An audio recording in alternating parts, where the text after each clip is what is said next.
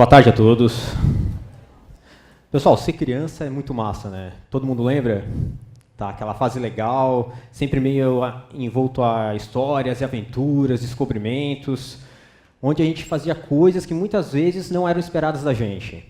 Quem não teve um brinquedo aqui muito legal, que brincou muito quando era novo, mas assim que ele começou a quebrar, ficou mais legal ainda? Porque começou a colocar novas peças, a colar, a desmontar. De um brinquedo viraram dois, de três viraram um. Vocês começaram a transformar aqueles brinquedos de vocês de uma forma muito intuitiva e muito gostosa. Tá? E aquilo ali era muito legal. Quem é que não fez isso daí em casa também, há muito tempo atrás?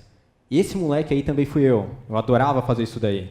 E às vezes nem somente com os brinquedos, às vezes com resíduos que os adultos não gostavam mais, lixo, embalagens, frascos, tudo ganhava uma vida nova na mão das crianças. Isso era muito gostoso.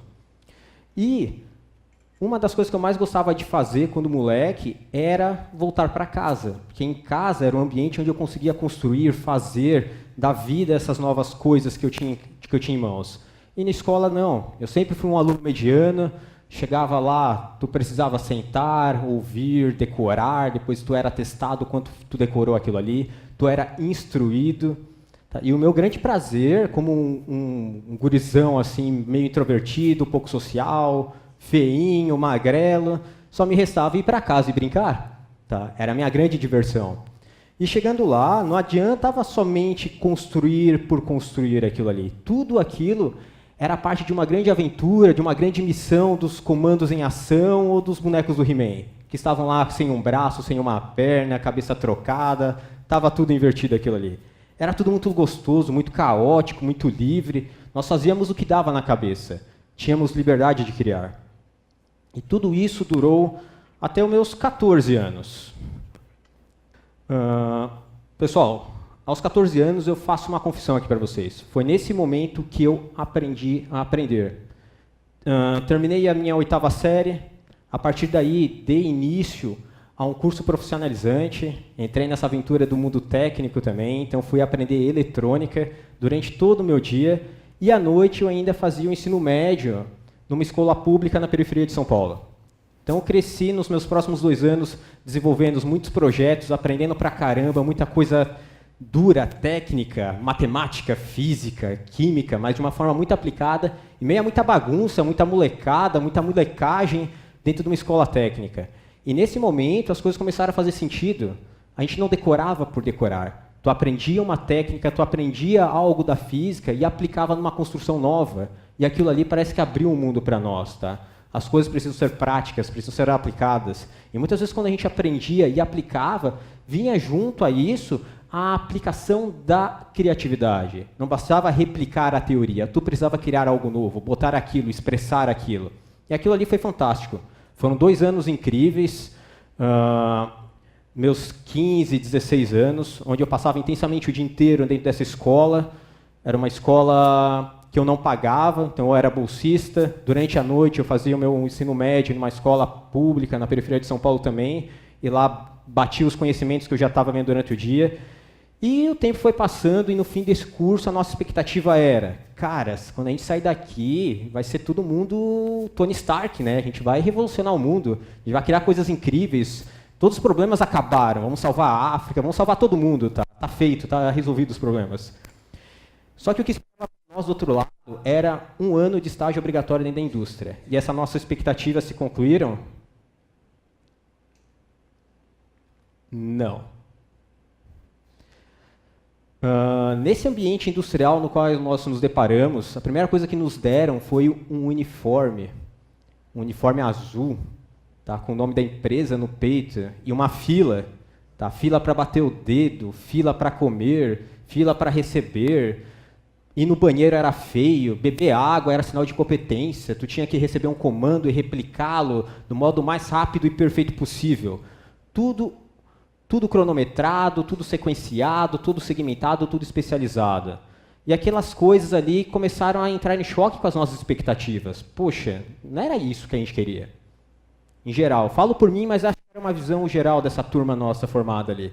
Não fazia sentido. Aquilo ali fazia muito mais sentido para máquinas do que para pessoas. Tá? Uma linha de produção, todos iguais, todos sem face. Tá? Era muito angustiante viver aquele momento ali. E foi apenas alguns meses.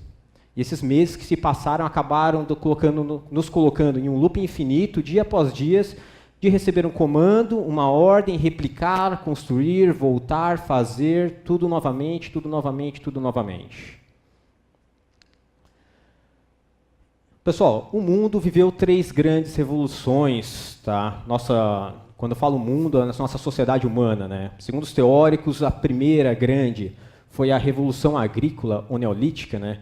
Onde o homem deixou de ser, nossos antepassados deixaram de ser coletores, caçadores básicos, nômades, para começar a entender como a natureza funcionava e cultivá-la, tá? Começar a cuidar dos animais, começar a se comportar como pequenas comunidades fixas, em prol do quê? Em prol de que essas famílias tivessem um pouco mais de sucesso na luta pela sobrevivência. O mindset que se originou dentro desse processo, dentro dessa revolução, foi a fundamentação da estrutura hierárquica e patriarcal dentro dos sistemas familiares, dentro das estruturas onde os seres humanos se organizavam, e também o sentimento de manter tudo previsível. Ou seja, você precisava saber qual estação você plantava, você precisava saber qual estação você colhia, em prol do quê? Em prol da tua sobrevivência. Previsibilidade era sinônimo de sobrevivência, de sucesso. E tudo obedecendo uma cadeia patriarcal, ou seja, os homens da família tomavam conta pela força que tinham, e nessa cadeia de comando e submissão. A segunda grande revolução que impactou a humanidade veio alguns milênios depois. Foi a chegada da máquina a vapor, a Revolução Industrial. Tá? Nesse momento, as estruturas das famílias, que anteriormente eram muito autocentradas, elas conseguiam se resolver em pequenas comunidades familiares, agora ganham um novo viés. Os indivíduos da família precisam diversificar as suas fontes de renda. Começa a ter a migração em prol dos centros urbanos. Então, as indústrias, as empresas se estabelecem. Mas muito daquele mindset agrícola permanece. A hierarquia patriarcal ganha um nome mais bonitão. Agora é organograma. Tá? Toda aquela estrutura de previsibilidade agora também ganha uma nova visão. Agora a previsibilidade não basta simplesmente saber quando chega o verão, quando vai chover, quando chega o inverno, em que momento eu boto a semente na terra. Agora vem por meio do controle, agora vem por meio da segmentação, vem por meio da ordem, tá? Vem por meio da repetição, da constância. E esse processo todo se durou nos últimos 100 e poucos anos, até nos depararmos ultimamente na revolução no qual nós estamos inseridos hoje, que é justamente a revolução digital, tá? Com a rápida propagação das tecnologias, acessibilidade a elas, essa nossa nova geração, que já nasceu com o Wi-Fi bombando por aí, né? O bebê sai da barriga da mãe, em vez de chorar, perde a senha. Tá? Então, a gente está num outro mundo, as cabeças mudaram, os comportamentos mudaram. E esse processo de mudança comportamental acabou fazendo com que muitos dos paradigmas industriais e agrícolas que nós herdamos, quando a gente fala industrial e agrícola, não quer dizer que um só acontece no campo e outro só acontece na indústria, são comportamentos que nós temos como sociedade, tá? Entraram em choque. Por quê? Porque essa nova geração começou a ter coisas mais instantâneas, começou a não ver mais sentido em obedecer estruturas muito hierárquicas, muito duras, porque com esse pensamento Wi-Fi, esse pensamento digital, tudo é muito instantâneo, tudo é muito rápido, tudo é muito fácil, tu tem acesso a tudo. E isso deu mais liberdade para os indivíduos voltarem a sonhar mais e a criar mais. E as consequências dessa revolução digital vêm por meio do quê? Vêm por meio de indivíduos mais empoderados, da sua capacidade de criar e desenvolver e se expressar, com a capacidade de construir também, tá? Que esse mundo digitalizado nos forneceu.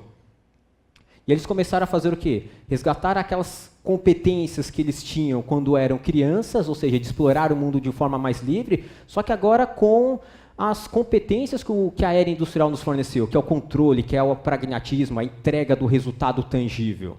Tá? E essa mistura de controle e liberdade, divergência e convergência, caos e ordem, trouxe um novo mindset, que é justamente o mindset caótico, que é como a natureza funciona. Ela se organiza dessa forma. Existe caos e existe ordem. Tá? E isso se complementa e se entrega como um todo.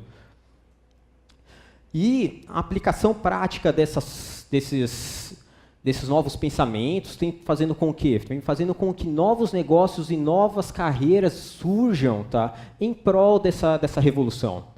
É um mundo totalmente novo, no qual nós estamos passando por isso agora, e a criatividade acaba sendo um grande drive desse potencializador de revolução.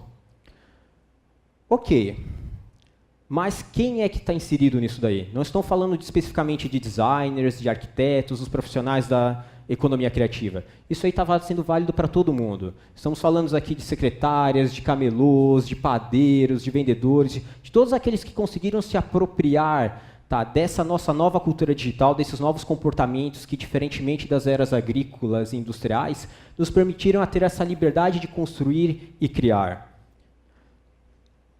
E essa capacidade de construir e criar tá muito relacionada ao quê? Com o quanto você pratica essas atividades criativas no seu dia a dia. Tá? Aqui vem um mito muito claro, muito clássico de quando a gente trata de criatividade, que é justamente o que, se isso é coisa de artista, isso é coisa de quem tem um dom, ou se isso é questão de prática, de vivência, de construção durante o seu processo de evolução como ser humano. No primeiro momento,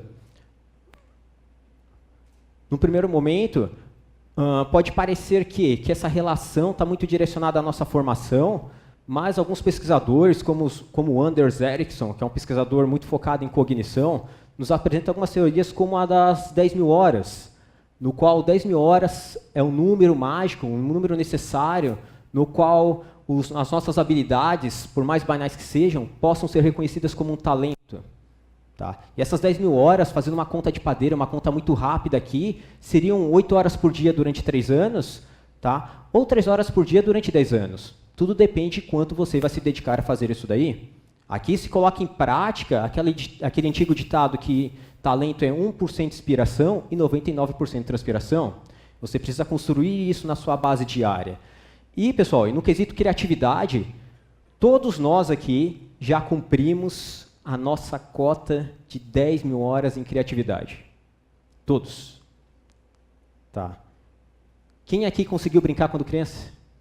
Tá. Brincou até os seus 9 anos? Brincou até os seus 10 anos? 12, 13, 14? Quão precoce você precisou largar essa diversão de brincar, de imaginar, de criar, de se expressar livremente?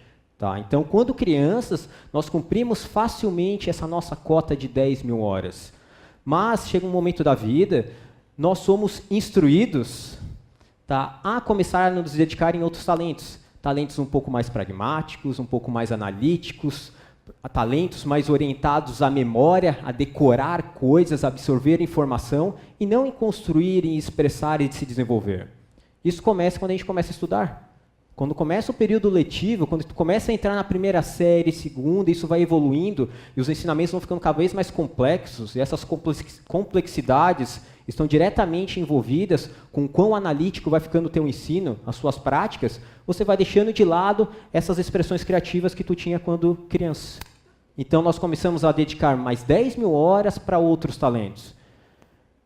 Aí depende de cada um, né? Eu acho que as minhas 10.000 horas na escola não foram tão bem aproveitadas assim também, porque eu sempre tive notas médias, nada muito relevante, sempre tirando 7,5, 8, enfim, eu devia ter colocado um pouquinho mais de horas nesse processo ali. E aí vem o desafio. Nessa pesquisa do Anders Ericsson, ele percebeu o quê? Que não importa se você fosse o Michael Jordan, o Bill Gates ou os Beatles, tá? Todos eles precisaram dedicar essas suas 10.000 horas para desenvolver esse talento específico, e esse talento específico, além de ser bem desenvolvido, com muita energia, muito foco, tá? Muita dedicação, precisava de um contexto propício para que isso acontecesse. E às vezes o contexto propício não é exatamente o contexto com um mindset industrial e nem um contexto com um mindset agrícola. Tu precisa ter um mindset propício nesse contexto para quê? Para que você desenvolva essas habilidades e os indivíduos se tornem mais empoderados da tua capacidade criativa. E por que é importante para nós desenvolver esse processo de desenvolvimento de criatividade no nosso dia a dia? À primeira vista, pessoal, desenvolvimento próprio, um indivíduo que tem mais capacidade de gerar mais alternativas perante o seu processo de desenvolvimento, suas tomadas de decisão, seus caminhos a serem seguidos, consegue ser mais diferenciado no seu ambiente de trabalho, na sua comunidade. Segundo ponto, todo aquele que tem mais capacidade de gerar alternativas, mais capacidade de trazer mais soluções para o mundo, acaba se empoderando de um quesito muito importante, que é a liberdade. Tá?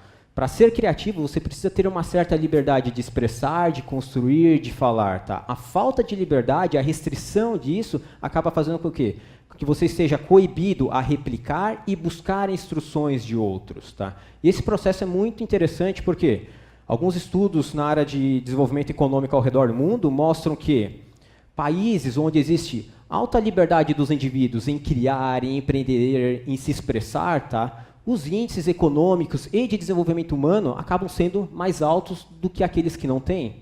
Aliás, aqueles que não têm acabam tendo o quê? Mais tirania, mais pobreza, mais mão do Estado, tá? Mais ceticismo em relação à visão externa do mundo. Ou seja, existe menos criatividade no dia a dia das pessoas, no dia a dia da comunidade no qual ela está inserida. Então, pessoal, a gente pode definir aqui que criatividade é justamente essa tua liberdade de agir e de pensar e de poder construir. Pelo menos para mim é. Depois que eu saí da minha indústria, da minha experiência dentro da indústria, eu acabei buscando para mim uma carreira no qual eu pudesse conciliar a entrega de valor, esse meu pensamento de construção, com criatividade. Eu acabei escolhendo design, não somente pela capacidade de desenvolver novos produtos e serviços, mas pelo potencial dele de inspirar as pessoas a acreditarem na sua confiança criativa, no seu potencial criativo como um agente ativo, transformador da comunidade. Eu espero hoje ter dado mais um passo em direção a esse objetivo. Muito obrigado.